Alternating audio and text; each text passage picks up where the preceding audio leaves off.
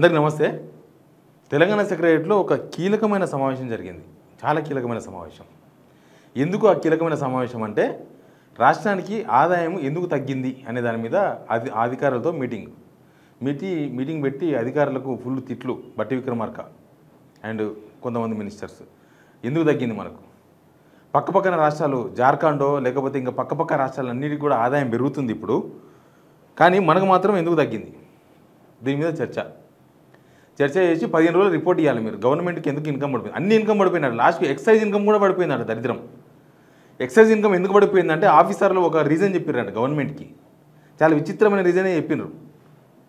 ఇక మిగతా ట్యాక్సులు లేకపోతే మన రిజిస్ట్రేషన్స్ శాఖ నుంచి ఇక మిగతా ఇట్లా జిఎస్టీలు మొత్తం పడిపోయినాయంట.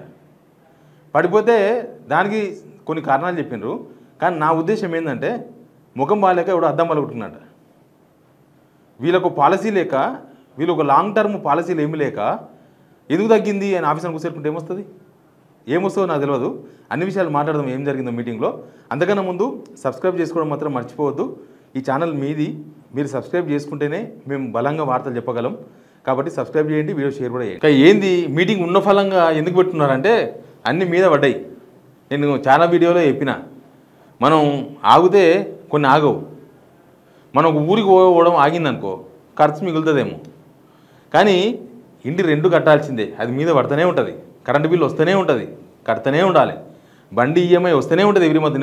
నేను నాతో పైసలు లేవని ఉత్తగా ఇంట్లో కూర్చుంటే అయిపోదు. బండి ఈఎంఐ కూడా ఎవ్రీ మంత్ వస్తుంది, మళ్ళీ కట్టాల్సిందే. నువ్వు 2 నెలలు అవుతే 2 నెలలు నీ మీదే పడుతుంది, బర్డెన్ పడుతుంది, దానికి ఇంట్రెస్ట్ కూడా పడుతుంది. సేమ్ ఇప్పుడు గవర్నమెంట్ పరిస్థితి అట్లే అయిపోయింది. ఇన్ని రోజులు టైంపాస్ మాట్లాడుకుంటూ ఉన్నారు. కాలేజీలో వచ్చిండ్రా ఫీజు రిమర్స్మెంట్ ఇవ్వలేదని, ఆరోగ్యశ్రీ బంద్ పెట్టినరా, 4 నెలలకెళ్ళి జీతాలు లేవు. అవుట్సోర్సింగ్ తర్వాత కాంట్రాక్ట్ ఉద్యోగులకు చాలా డిపార్ట్మెంట్లు, ఆల్మోస్ట్ అన్ని డిపార్ట్మెంట్లు, రెవెన్యూతో సహా ఆరోగ్య శాఖ, revenue, municipal department, mission Bhagiratha, అన్ని స్కీములలో డబ్బులు లేవు. ఇప్పుడు తక్కువ మీటింగ్ పెట్టారు. ఏంది మన రాష్ట్రానికి ఆదాయం ఎట్ట తగ్గిపోయిందని. ఇది కొత్తగా ఏం తగ్గలేదు, ఈ గవర్నమెంట్ వచ్చినప్పటి నుంచి తగ్గుతూ వస్తుంది. డిసెంబర్ 3, 2023 నుంచి తగ్గుదల స్టార్ట్ అయింది. అప్పటి నుంచి వీళ్ళు ఓ రివ్యూ పెట్టింది లేదు, ఓ మీటింగ్ పెట్టి ఓ రివ్యూ చేసి అసలు ఎట్లా పెంచాలి ఇన్కమ్ అని పెట్టింది లేదు, అసలు ఎట్లా పెంచవచ్చు అని ఒక నిపుణులతో కూర్చొని వాళ్ళతో మాట్లాడింది లేదు. కానీ ఇప్పుడు ఆఫీసర్లను పెట్టుకొని మీటింగ్ పెట్టారంట. ఏందంట, బట్టి విక్రమార్క అండ్ టీం అంట revenue, commercial tax, excise, transport శాఖలలో క్రమక్రమంగా ఆదాయం తగ్గుతూ వస్తుందంట. పోయిన సంవత్సరమే తగ్గింది. పోయిన సంవత్సరం కన్నా 5% ఎక్కువ ఉంటుందని చెప్పి వీళ్ళు అంచనా వేసారంట.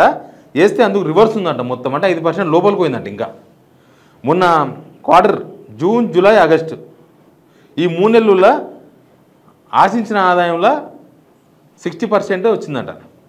ఆశించిన ఆదాయంలో అంటే వీళ్ళు ఒక 20,000 కోట్లు వస్తాయనుకుంటే, 3 నెలలు కలిసి అనుకో ఒక 20,000 కోట్లు వస్తాయనుకుంటే వీళ్ళకి వచ్చింది 12,000 కోట్లు. 100కి 60 రూపాయలు వచ్చినాయి గవర్నమెంట్కి వచ్చే ఆదాయం. ఇక వీళ్ళు వేసుకున్న లెక్కలే చాలా తక్కువ వేసుకున్నారు, ఎందుకంటే అంత దివాలా తీసినాం కదా అని. ఎందుకు వచ్చిందో తర్వాత చెప్తా నేను, కానీ వీళ్ళు మాట్లాడిన మాటలు ముందు మనం మాట్లాడాలి. Resource mobilisation cabinet sub committee భేటీ అయిందంట. అయితే వీళ్ళు ఏంటంటే కర్ణాటక, జార్ఖండ్ ఈ 2 రాష్ట్రాలలో స్టేట్ ఓన్ ఆదాయం పెరిగిందంట. అక్కడ ఎట్లుందో కూడా చూసిరంట వీళ్ళు. పక్కన ఏపీ కూడా పెరిగిందంట, మనకు మాత్రం తగ్గిందంట. మనం హైదరాబాదు ఒక బ్రాండు, మనం ప్రపంచంతో పోటీ పడుతున్నాం. మనం పక్కపక్క రాష్ట్రాలతో పోటీ లేదు. రేవంత్ గారు చెప్తారు కదా, మనం చైనాతో పోటీ పడతాం, నేపాల్ కాదు జపాన్తో పోటీ పడతాం, దక్షిణ కొరియాతో పోటీ పడుతున్నాం. మరి పక్క రాష్ట్రాలతోనే ఎందుకు తగ్గింది? అది జార్ఖండ్లో మొత్తం కొండగుట్టలు ఉంటాయి, ట్రైబల్ ఏరియా జార్ఖండ్. అది రియల్ ఎస్టేట్ ఏముండదు. అట్లాంటి స్టేట్లో కూడా పెరిగింది, ఆడ కూడా పెరిగింది. కానీ మన దగ్గర ఇంత పెద్ద బ్రాండ్ హైదరాబాదు, మన దగ్గర అర్బన్ ఏరియాలు ఎక్కువ ఉన్నాయి. ప్లస్ తెలంగాణ అంటే రైజింగ్ తెలంగాణ. వీళ్ళు వచ్చినాక పేరు రైజింగ్ పెట్టుకున్నారు, కానీ వ్యవహారం అంతా రివర్స్ రైజింగ్ ఉంది.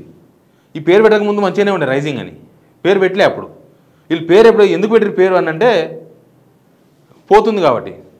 ఒక ఆయన నాకు తెలిసిన ఆయన మంచోడు సీన్ అని ఉంటాడు. అంతకుముందు ఏదో పార్టీలో ఉంటుండే కనిపిస్తుండే, ఆయన ఇంటి పేరే మంచోడు సీను. ఈ మధ్య చూసిన ఏదో ఈ దేవుళ్ళ కాడ గుప్త నిధుల కోసం దొవి పట్టుబడ్డాడు. ఆయన ఇంటి పేరు మంచోడు కాదు, ఆయన అట్లా పెట్టుకున్న మంచోడు సీన్ అని. అట్లా ఉన్నది. వీళ్ళు రైజింగ్ అని పెట్టుకున్నారు.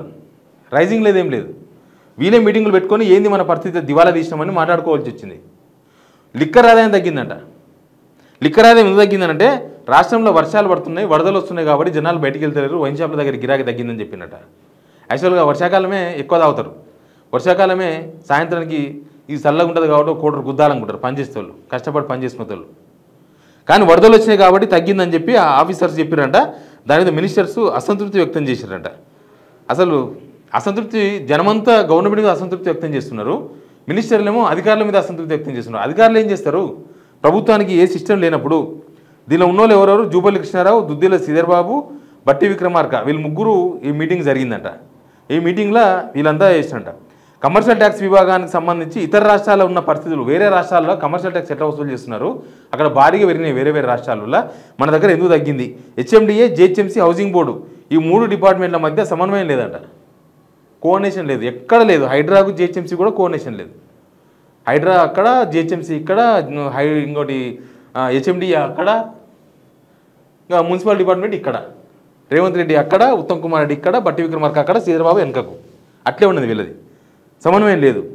కాబట్టి దాంతోన ఈ ప్రాబ్లం వచ్చింది. 15 రోజుల్లో మీరు ఖచ్చితంగా రిపోర్ట్ చేయాలి అసలు ఎందుకు తగ్గింది, తెలంగాణలో ఎందుకు మన ఆదాయం రోజు రోజుకు పడిపోతుందని ఆఫీసర్ని అడిగిరట. ఆఫీసర్ని అడగడం ఎందుకు? మీకు తెలియదా? మీరు ఏం చేసినారో మీకు తెలుస్తలేదా? నేను చెప్తా కొన్ని వినండి. రాష్ట్రంలో పొలిటికల్ హడావిడి తప్ప రాష్ట్రాన్ని ముందరకు తీసుకుపోయే ప్లాన్లు ఏమైనా ఉన్నాయి గవర్నమెంట్కి? రోజు పొద్దుగాలు లేస్తే ప్రభుత్వం ఉన్న టైం అంతా కూడా పొలిటికల్ మేనేజ్మెంట్కే టైం సరిపోయింది. Political management, public relations management. Political management ఏమో ఇదే. Political management ఏంటింది?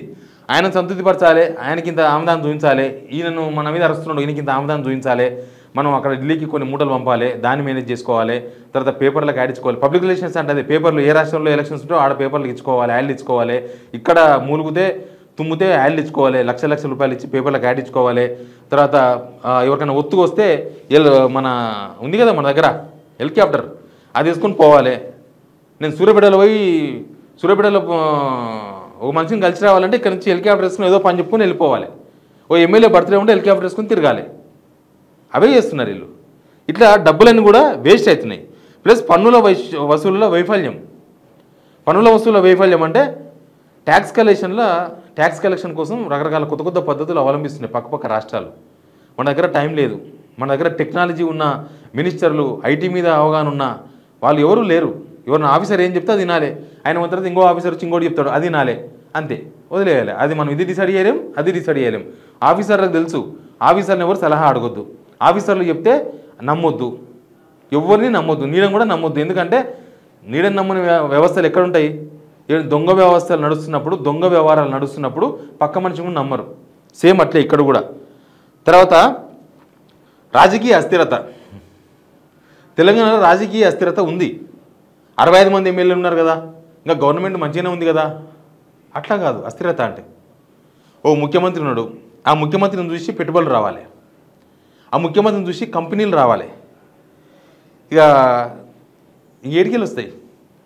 నమ్మకం కలిగేయాలి, ప్రభుత్వము వాళ్ళకు నమ్మకం కలిగేయాలి. రాజకీయ అస్థిరత లేదు, హామీల అమలు లేదు, ముఖ్యమంత్రే మేము దివాలా తీసినాం, నన్ను కోసిన రూపాయి వెళ్ళదు, ఇక నన్ను చెప్పుల దొంగలాగా చూస్తున్నారు.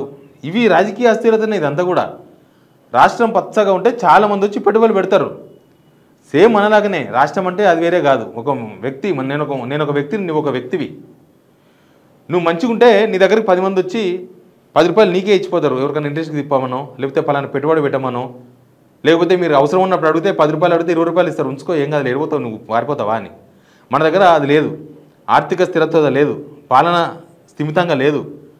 అసలు మంత్రులకు సీఎంకు పడదు, సీఎంకు ఢిల్లీకి పడదు, మంత్రులకు ఆఫీసర్లకు పడదు. ఇంకా స్థిరత్వం ఎక్కడుంది? అంతా అస్థిరత్వమే కదా. దాంతోన హామీలు అమలు చేయకపోవడం, హామీలు అమలు చేస్తే కూడా ప్రభుత్వానికి కొద్దిగా స్థిరత్వం వస్తుంది. అవి కూడా చేయకపోవడంతో ఇన్వెస్టర్లు వెనుకకి వెళ్ళిపోతున్నారు. హైదరాబాద్కి వచ్చే ఇన్వెస్టర్లు వస్తలేరు. హైదరాబాద్ ఇన్వెస్టర్లు అంటే పెద్ద పెద్ద కంపెనీలు పెట్టి వేల మందికి ఉద్యోగాలు ఇచ్చేవే కాదు, చిన్న చిన్న బిజినెస్లు చేసి గవర్నమెంట్కి ట్యాక్స్లు కట్టే వాళ్ళు ఉంటారు చాలామంది. అట్లాంటి కూడా వాళ్ళు వస్తలేరు. పక్క రాష్ట్రాలు అనుకూల వాతావరణాన్ని ఇచ్చి కొత్త ప్రాజెక్టులన్నీ అడ్డుపోతున్నాయి. పక్కపక్క రాష్ట్రాలలో అనుకూలమైన వాతావరణం ఉంది, అక్కడ ఒక నమ్మకం కల్పిస్తున్నారు. మనం నమ్మకం కల్పించలేకపోతున్నాం అనేది ఇంపార్టెంట్. పారిశ్రామిక రంగంలో స్థిరత్వం లేకపోవడం. తెలంగాణలో పరిశ్రమలు ఐటీ నిజంగా మన దగ్గర మంచి బేస్ ఉంది. తెలంగాణ వచ్చినాక మంచిగా అయినాం. ఐటీ మనం బెంగళూరుతో పోటీ పడుతున్నాం. అవసరం అయితే బెంగళూరు దాటిపోతున్నాం. పూణే లాంటివి వెనుక తోసేసినాం. చెన్నై లాంటివి వెనుకకు వెళ్ళిపోయినాయి ఐటీ విషయంలో. కానీ వాటికి ప్రోత్సాహం లేదు. గవర్నమెంట్కి వెళ్ళి బెదిరించుడే. ఎవడన్నా కంపెనీ పెడదామని వస్తే జేబులు మొత్తం గుల్ల చేసుడే. ఎవరు చేస్తారు గుల్ల అంటే కింది నుంచి పైన దాకా. ఆ గల్లీ లీడర్ కానీ స్టార్ట్ చేస్తే స్టేట్ లీడర్ దాకా మొత్తం అందరికీ పర్సెంటేజ్లు ఇవ్వాలి. ఇంకేడ పెడతాడు? పెట్టుబడి కన్నా ఇవే ఎక్కువైపోయినాయి. ప్లస్ గవర్నమెంట్ కూడా కొత్తగా వచ్చే పరిశ్రమలకు ఏం ప్రోత్సాహం లేదు.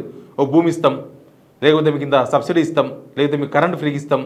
అసలు వీళ్ళకు సింగిల్ విండో విధానం లేదు, డబుల్ విండో విధానం లేదు. ఓన్లీ హోల్ పెద్ద విండో ఉంది, అదొకటే విండో. ఆ విండోలోనే మొత్తం వచ్చి సమర్పించుకోవాలి. అట్లాంటి పరిస్థితులు ఉన్నాయి. Administration management weakness. అడ్మినిస్ట్రేషన్ కూడా సరిగా లేదు. అధికారుల మీద ప్రభుత్వం ఒత్తిడి పెంచి పాలసీ డైరెక్షన్ క్లియర్గా ఇవ్వకపోవడం వల్ల, అంటే ఆఫీసర్స్ వాళ్ళ తిప్పలు వాళ్ళు ఉన్నారు. గవర్నమెంట్ అంటే ఆఫీసర్స్ కాదు, మేమే గవర్నమెంట్ అనుకుంటారు వీళ్ళు. ఆఫీసర్స్ ఉంటేనే గవర్నమెంట్ నడిచేది. మీరు ఉంటారు పోతారు, ఆఫీసర్స్ పర్మనెంట్ ఉంటారు, వాళ్ళని నమ్మాలి. పక్క రాష్ట్రాలలో పరిపాలన క్రమశిక్షణ ఉంది, మన దగ్గర క్రమశిక్షణ లేదు, పాడు లేదు, ఏమీ లేవు, ప్లానింగ్ లేదు. ఒక 5 నుంచి 10 ఏళ్ళ ఆర్థిక వ్యూహాలు సిద్ధం చేసుకొని ఉంటాయి అన్ని రాష్ట్రాలు. ఫైనాన్షియల్గా మనం ఈ సంవత్సరం ఎట్లా, వచ్చే సంవత్సరం ఎట్లా అని ఉత్తగా టైంపాస్కి బడ్జెట్ పెట్టాలి, ఎవరి పనాలు చేసుకోవాలి.